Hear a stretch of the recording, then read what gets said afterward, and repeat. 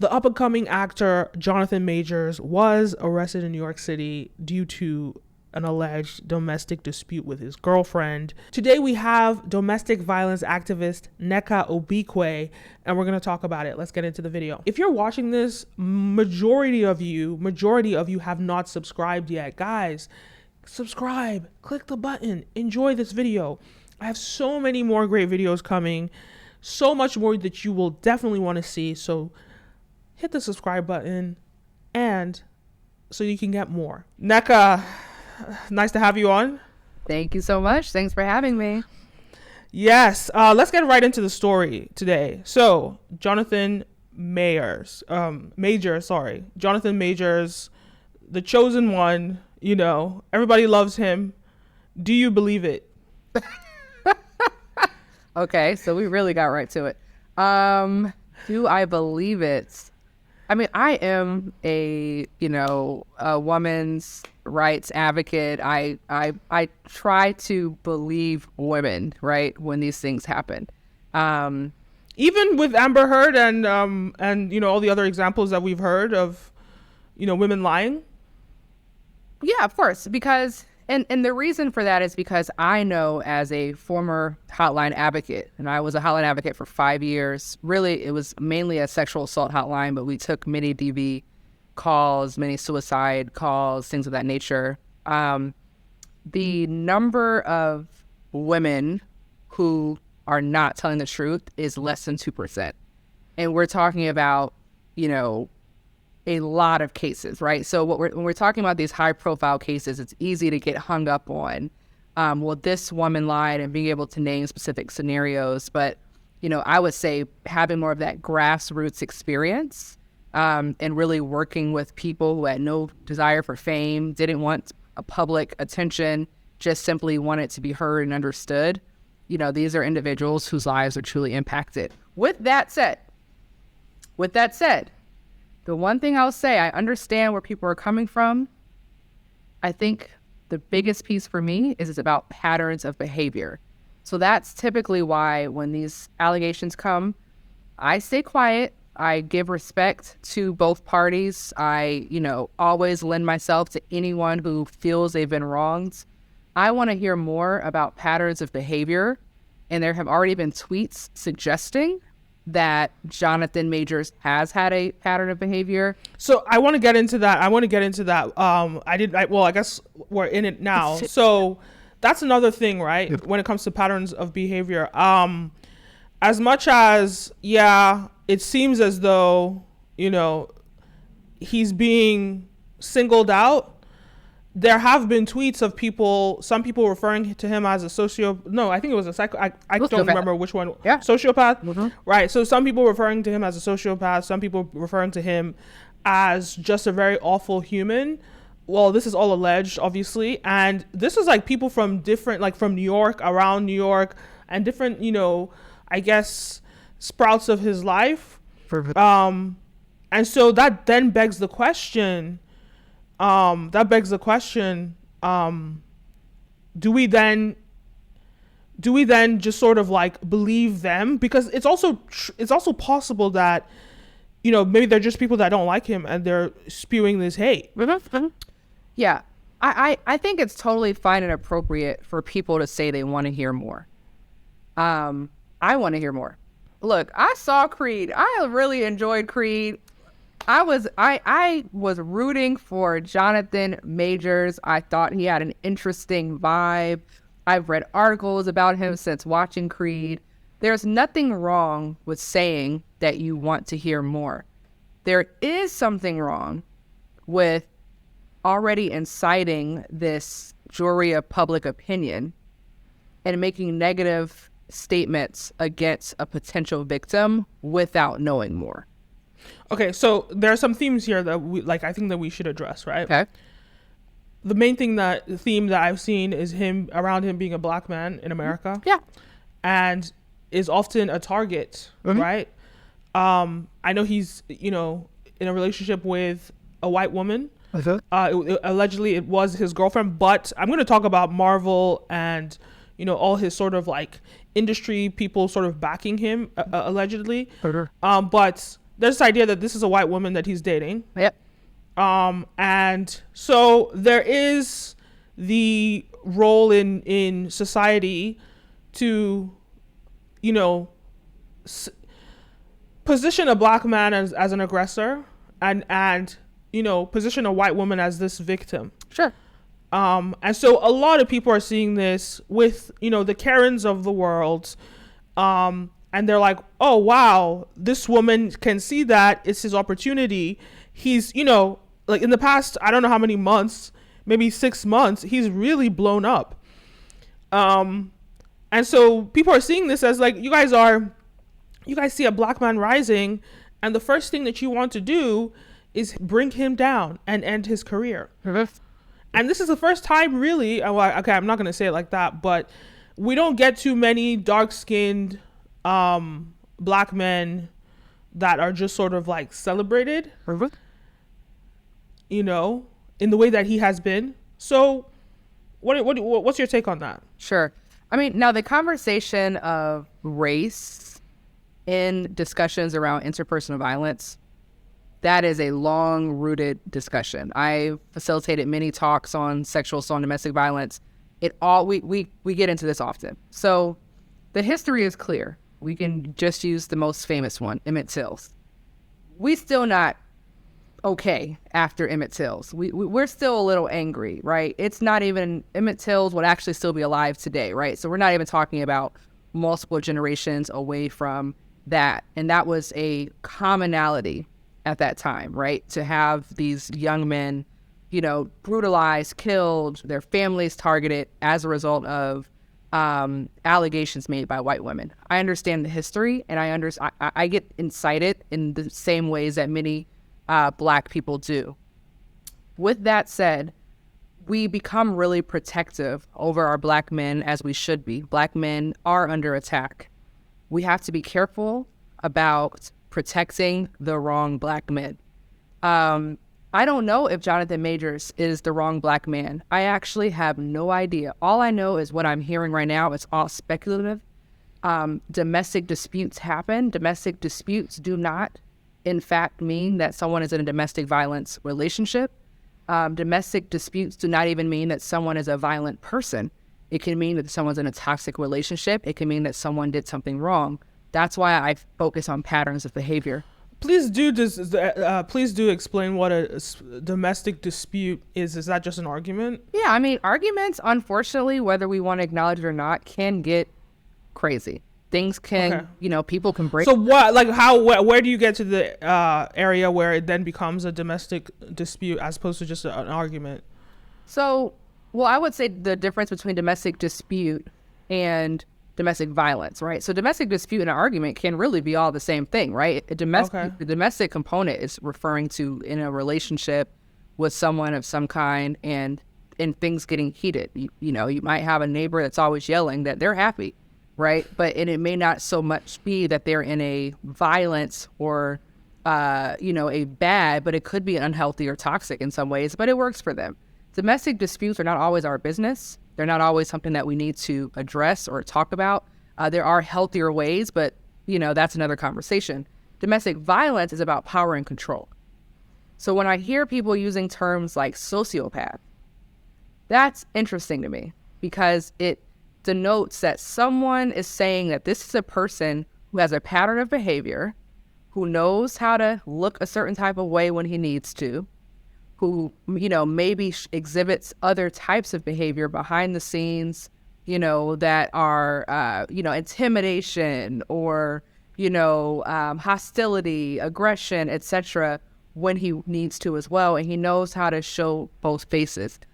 So what I think is interesting in his case is the way that he presents when you just look at him is of, I would say, aggressive almost, but because, he's very muscular, he's very strong, but the way that he was branded was like this cuddly teddy bear, this loving man. And I think that sort of juxtaposition or that contrast is what made him so appealing.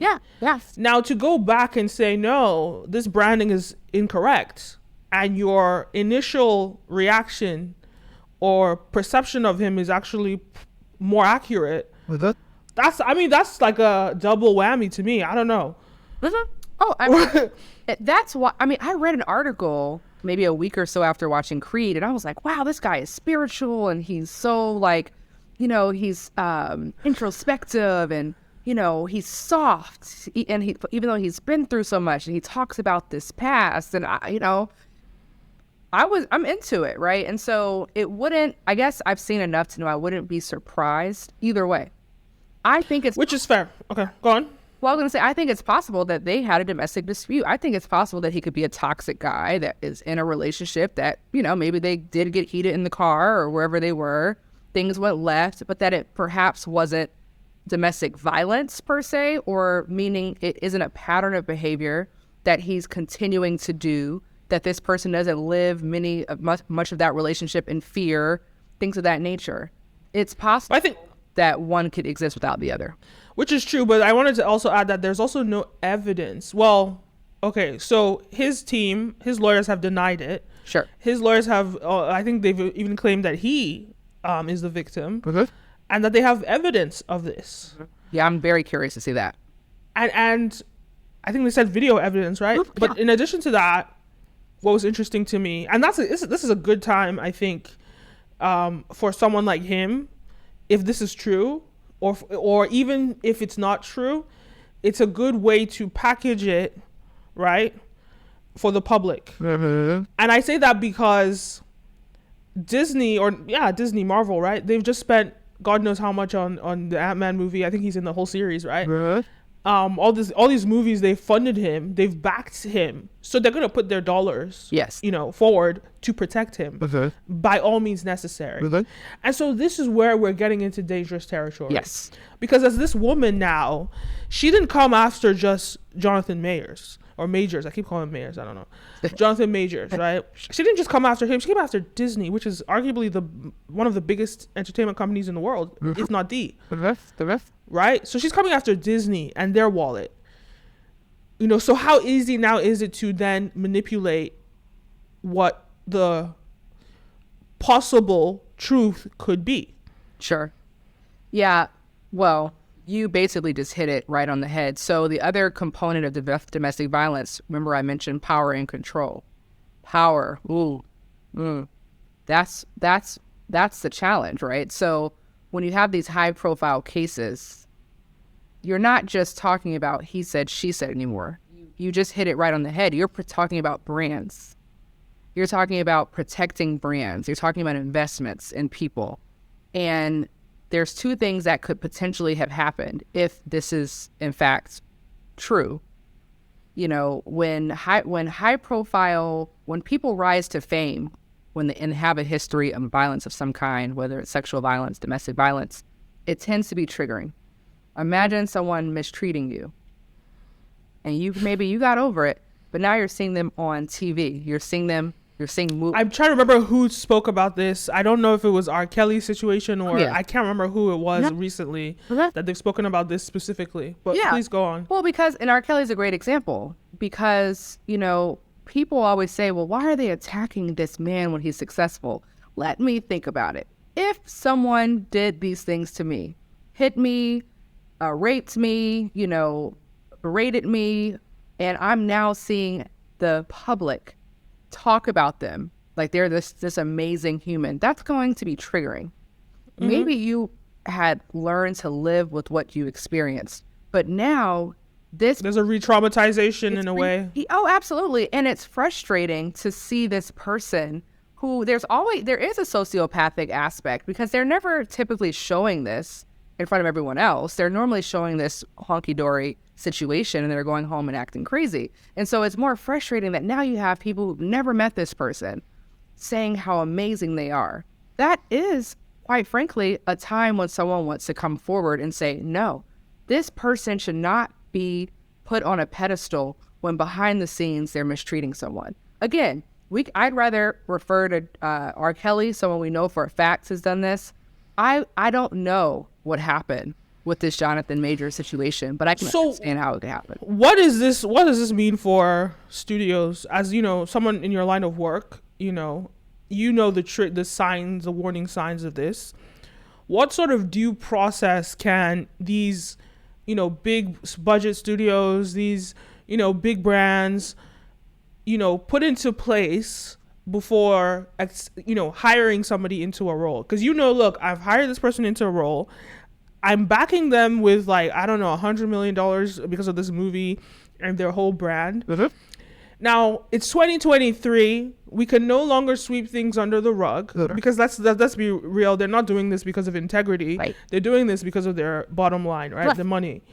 So it's 2023. We can't sweep it under the rug if somebody is, you know, a toxic individual. What sort of background check do we need to make sure that these people go through before we decide we're going to sign them onto our product? Is it therapy? Is it using, I don't know, some sort of AI to scan their brain to see if they're sociopathic? So a sociopath, is it like sitting them with a psychiatrist to tell them, does this person have a mental health disorder, and is it being managed? What are these things that need to be done? So it's now no longer just about the person being a great artist and a great talent, but it's like, no, this is also a good human being that society can go behind and support. Now that's a tough one. To your point about integrity, I don't think they care either way. I think that, you know, these organizations have been covering up crimes forever. And we're not just talking about domestic violence or sexual violence. We're talking about extreme drug addiction. You know, we're talking about self-harm. We're talking about, like you said, mental breakdowns. The problem is not so much the vetting process. We're also talking about a culture and an environment that in and of itself is unhealthy and doesn't actually care, from what it appears from my perspective. What culture and environment doesn't care? Hollywood, you know, when you're talking about... So I don't know, because at the end of the day, social media cares, and social media is still a representation of Hollywood, right? It's still like, these are people, right, in Hollywood. So like, I would say that, yeah, you could say they don't care. I think maybe the top executive doesn't care, but you know what? They care when their customers care. Yeah, that's true. But, you know, as far as vetting is a tough one, right? Like, I do think that given the fact that people tend to come forward, it means that there is a community of people who feel... I think this way. I don't think it's that tough. You have $100 million budget. God knows what the budget was for Ant-Man, right? It would have been a crazy amount. So between Ant-Man and Creed, there's a lot of money, you know, behind that. Yeah. More money than it takes to do a regular business. Yet a regular business does background checks. They do all these due diligence processes. They figure out new, innovative ways to make sure that their products stay on the shelf, right? That they sell their products. Yeah. So I'm just saying, if you're a business, which they're one of the biggest and best businesses in the world, I would think this is where your head should be. How can we ensure that they have AI that's scanning? I think it scanned a woman and it could tell that she was going to develop breast cancer in the next 4 years. How do you get this AI to determine if this person has an abusive, you know, strand in their bone? And how do we then manage that? How do we then say, okay, well, you haven't committed any crime now, so we can't do anything about it. But do we have to say, for you to get this contract, you need to sit in therapy? These are some things that I'm just, you know, putting out there. I'd rather that technology be used in the army and the police force. But really? Yeah, I think, here's my thing. And again, this is perception based. My understanding of a lot of the ways this kind of world, this Hollywood world works is also they're enablers, right? You're talking about domestic violence and sexual violence. When we discussed it, it's actually more than the act itself, and it's about power and control. Hollywood is an enabler. That's the thing. How so, though? As somebody that has lived in Hollywood, has worked in Hollywood, I respectfully disagree. But I want to know, because I think, you know, based on your perception of what Hollywood is. Yeah, of course. Because I think that Hollywood often is like depicted as some sort of, I don't know, machine that is like sucks people's souls, and people become drug addicts, and, you know, they're roaming down Hollywood Boulevard. And I think people like almost demonize it in a way, but Hollywood is comprised of people, and these people are the ones that are shifting culture in society. These people that are ones that are making films about, you know, inclusive stories. These people are the ones before anywhere else in America or even in the world are talking about trans and talking about all these people are the ones that are pioneering that. Sure. So at the end of the day, as much as, yes, the executives in this, you know, in the offices care about their bottom line, I still think that the culture of Hollywood, the culture in California specifically, if anyone cares, it's the Californian people that care, as opposed to like, you know, the conservatives in, I don't know, Mississippi who are pushing a Jim Crow law, but that's another conversation. But yeah, that's, you know. I think it's access. You know, I think power is about when you start to feel above normal rules and normal laws and you get an inflated sense of self, it becomes easier to also believe that you can outsmart the system, that you can have what you want, you can do what you want. And the bigger you become and the more of an investment people make into you, the more talent you have, the more money people are making off of you, you have access to what you want. It's a dangerous thing for certain people to have that level of power.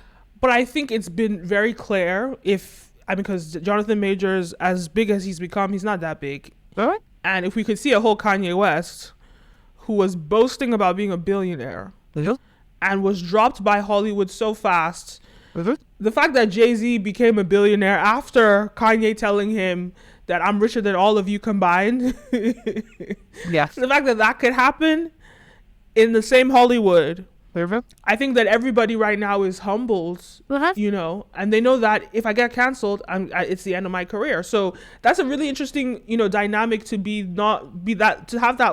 have such a lack of self-awareness that you would still think that you have this level of power. Because then they say one of the attributes in sociopathy and also in narcissism is grandiose sense of self. Yes. What do they call it? Is that how they refer to it? Yes. A grandiose sense of self? Yeah. Yes. Which makes people delusional about their, you know, but that's interesting though. And that's actually what I was just about to say, right? Because you're giving all these examples which require logic and self-reflection and introspection and self-awareness, and narcissists don't have the ability to do any of those things. But they didn't say he's a narcissist. They claimed, and there's obviously no evidence of this at all, but they claim that he's a sociopath, which is completely different, but does have similar themes. Right. And I'm actually not referring to Jonathan when I say that. I'm referring to people who could exist in a world where being canceled is possible and could still do things that are considered, you know, bad for their brand. But again, there's also another thing that we can talk about in that regard, and that's beyond narcissism, and it's just plain self-destruction. Because, you know, that's another thing that we see a lot of people that we are rooting for do to themselves. You know, there's nothing worse than seeing someone, an artist that you love, self-destructing, doing, you know, getting caught up in drugs and a certain lifestyle, no longer making it to their own appearances, you know, messing up their own brand, their own bag, being erratic online. Self-destruction, that's a whole nother conversation. Again, not necessarily related to Jonathan Majors, but just speaks to broadly how people can get caught up in these things. I just think it's very interesting how, because typically when someone gets canceled, it happens years down the line. And yeah, I know he's probably been doing this acting thing for a very long time, but what was he in that Netflix show like 2 or so years ago? That Netflix movie with that Jay-Z. Okay, yep, I know. Yeah, that's even where I know him from, right? Yeah. So that was his first big break. If you ask me, I don't know. That's when I first discovered who he was. Yeah. But it was really in the past, I think, 6 months that he kind of like shot up into superstardom, right? Yeah. And so you're new in the game.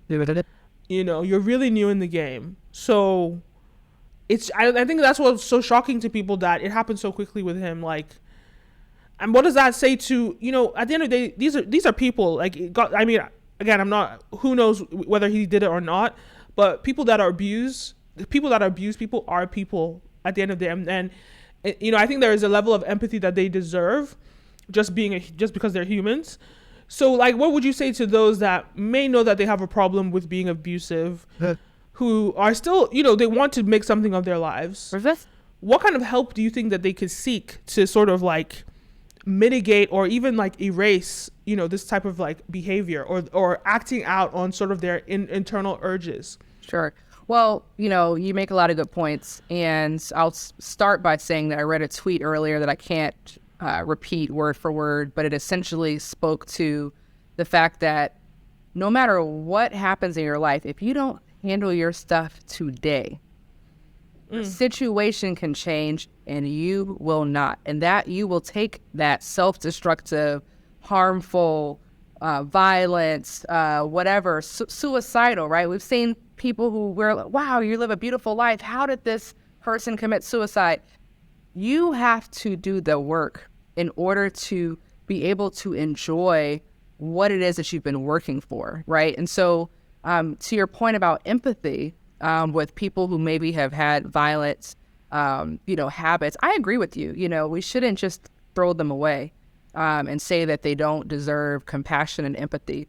Number one, though, it does require the self-awareness to say, I want to change, and not in a manipulative way. Because unfortunately, what we see with that violent behavior, it's, oh, I'm going to change, you know, and it's all intended to get back into a situation. All of us, no matter what issue we have, because everybody has an issue of some kind, has to actually do the work to identify where it stems from. You know, there's no one solution to any single problem. It's doing that crosswalk to understand, why is it that I get this jealous? What am I afraid of? Why am I afraid of being alone? Why do I think that it's the end of the world if this person cheats on me, that I have to act in this behavior? What am I truly afraid of? What am I trying to control? Because again, violence behavior is about control. Why do I feel out of control somewhere in my own life? Did I feel out of control during my childhood? And how can I start to nurture that child inside of me? How can I start to nurture the parts of me that really are in need of something that I'm not giving it, but that I'm instead, you know, using this negative behavior to fulfill? We all have to do that work. And so that's what I would suggest at the core, is to sometimes start with questions. How? Why? When did this start? You know, where, you know, understand your triggers.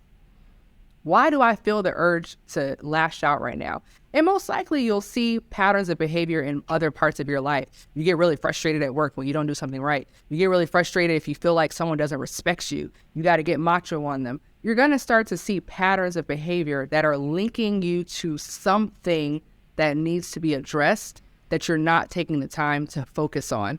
But when it comes to, if you have a history of violence in relationships, you probably also need to take a break from relationships. Stop jumping back into situations, because these are not behaviors. Most behaviors are not easy to get over and to stop doing. Most people bring baggage to relationships. Do not jump from one to the other, reading one scripture or having one conversation or doing therapy for 2 months, and be surprised if you see yourself triggered by the same thing 6 months later. Really invest in yourself, invest in being alone, invest in really focusing on who you are and who you want to be, and recognize that you probably have to be upfront and honest as well in your next relationship about some of your tendencies. So it's funny that you say that, and I know this is a little bit off topic, but Tyrese recently had a video where he was just talking about how he got out of his marriage and went straight into this new relationship. And his justification was that some people think that, you know, coming out of a relationship, they want to be alone, they want to heal or whatever. But he said, why can't I heal with someone else loving on me? You know, someone else rubbing my back, someone else taking care of me, you know, and heal through love. Perverse. You know, he had a very different perspective to that, which I thought was quite interesting. I was going to ask you, have you healed? No, but I haven't healed like all the way. So why not be single first? That's not my choice. Elaborate. What do you mean? Well, it's not meant for everybody to be alone after a painful, depressing breakup, because that's how people kill themselves. Some people go into a state of depression and they never get out of it because they want to isolate and say, until I get all my shit together, I don't even want to give love a shot. I think love can help you to love again if you allow yourself. So I think, I think that's a tradition that a whole lot of women I find could find themselves sticking to. I know niggas is like, oh, niggas, soon we break up, we in the club, we out. That wasn't my approach. But I knew that I was so traumatized and shook and confused that I did not need to be alone, and I also didn't need to be in no clubs. I didn't need to be some old-ass man out, snatching booty off the pole and just bringing random chicks to my crib because the game is open again, So I met this woman. We both faithful to each other. We've been together for 2 years. Yesterday was our 2nd-year anniversary. And Congrats. Thank you. And, Zelly never asked to be here. I was a very married man with a very married woman, and we was living our life and she was living hers. So I just thank God for all of the laughter, all of the vibe, all the intimacy, all the jokes, all the, popping pimples on my face and, rubbing me down in the bathtub and cooking for me and saying, baby, let's watch a movie. Like, everything that she bring and has brought into my life was never there before she got here. And so the choice to say, have you healed? Stay alone until you've healed? I ain't with none of that. Any takes on that? Yeah, that's very interesting.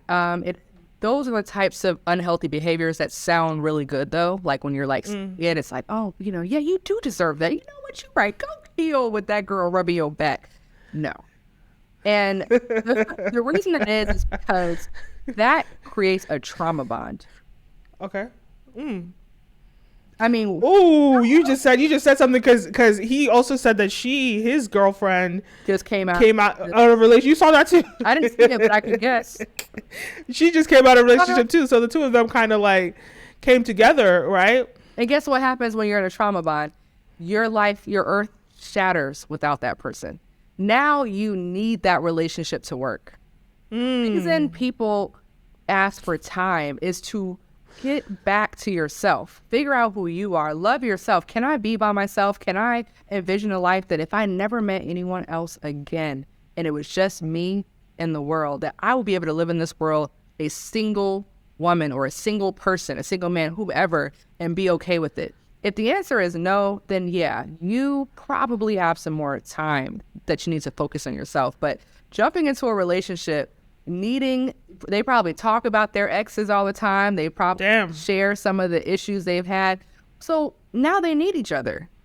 That's not healthy either, right? And so that's really, that's what it boils down to, is that many of us try to heal through other people, even if it's through your friends. So what happens if you and your friends start beefing? You haven't learned any personal coping skills where you can journal in your own time. You can go for a walk on your own time and you can do some of that processing and work on your own. We have to learn how to do some of that stuff on our own, not via YouTube, not via podcast, not even only via our therapist, not via our friends, our family. Those are external resources to help with what already exists inside of us. There's so much that we can crowd ourselves with in terms of people, of things that we can listen to, that we don't even know what the sound of our own voice is. We don't know how we actually feel about things. We don't know the last time we legitimately cried and actually rubbed our own back and felt better from what we told ourselves. It's like, that is the process. That's the process. And we can't skip the process just because it doesn't feel good. It's the process. Wow. Damn. You hit the nail on the head. And obviously, this video is about a woman that has been abused. So let's not ignore the actual victims in this situation. Any advice for them? Anyone that's going through something like this is struggling to leave. What do you have to say to them? Well, if someone is currently in a situation, a domestic violence situation, first and foremost, you have to do what is safe for you. Okay? And it's not always going to be packing up my bag and running out the door right now. That's what people don't always want to say. Let's stop encouraging this idea of you're strong if you fight back, you're strong if you run, you're strong if you get on Twitter and tell the whole world. You are strong because you are surviving in a terrible situation. You are strong simply because you're getting up every day and you're choosing to keep going. But in order to really start to make changes and to move out of that, we always talk about safety planning. And safety planning is very specific to your own situation. You know, how can you safely get out of this situation? If you know you've got someone who tracks your phone, who does this and that, how can you start to put in a plan in place that gets you out of that situation as safely as possible? There are domestic violence centers, there are domestic violence hotlines that you can call, and you can actually do that planning with a professional. You don't have to do it on your own. There is no shame if you try to leave tomorrow and you come back. There's no shame if you try to leave next week and you come back. There's no shame if you try 5 more times until you actually leave for good. There's no shame in loving someone who hurts you. But do what you have to do for yourself. If you have children, do what you have to do for your children to stay safe and to keep your head on your shoulders and to know that there is a life outside of the situation that you're in. But again, I don't want to tell someone one single way to do it. Use professionals and rely on those professionals on these hotlines to help you put a plan in place and to get into a better situation. There is a better situation out there for you. Thank you so much, Nneka. I think we're going to end on that note. All right, there you have it. Let me know your thoughts. Leave a comment down below. Don't forget to like, follow, subscribe, all the above. Guys, you're watching The Kenim Show, and I'm your host, Kenim. Thank you for watching, and I'll see you in the next one. A peace.